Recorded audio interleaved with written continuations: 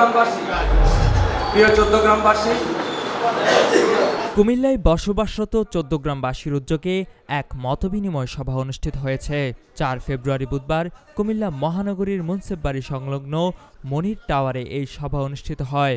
সভায় প্রধান অতিথি হিসেবে উপস্থিত ছিলেন কুমিল্লা ৬ সংসদীয় আসনের ধানের শীষের মনোনীত প্রার্থী বিএনপি চেয়ারপারসনের উপদেষ্টা সাবেক এমপি মোহাম্মদ মনিরুল হক চৌধুরী। কুমিল্লা জেলা বিএনপির সাবেক সহসভাপতি কাজী নাসিমুল হক নাসিমের সভাপতিত্বে অনুষ্ঠান সভায় বিশেষ অতিথি হিসেবে উপস্থিত ছিলেন কুমিল্লা মহানগর বিএনপির সভাপতি ওদবাতুল বারী আবু ও সাধারণ সম্পাদক ইউসুফ মোল্লা টিপু। এছাড়াও উপস্থিত ছিলেন বিএনপির নেতা সাজ্জাদুল কবির সাজ্জাদ, চৌদ্দগ্রাম উপজেলা বিএনপির সাবেক সাংগঠনিক সম্পাদক গিয়াসউদ্দিন মজুমদার ফিরোজ, সাবেক কাউন্সিলর সোয়েব সোহেল, অ্যাডভোকেট কাজল সহ দলীয় ও স্থানীয় নেতৃবৃন্দ।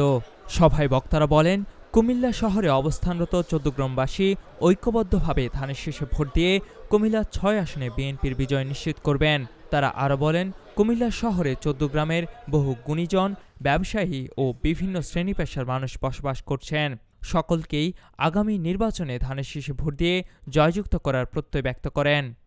মতবিনিময় সভাটি উৎসবমুখর পরিবেশে অনুষ্ঠিত হয় এবং এতে অনেক কুমিল্লাস্থ চৌদ্দগ্রামবাসী অংশগ্রহণ করেন। কুমিল্লার কাগজ, নিউজ ডেস্ক।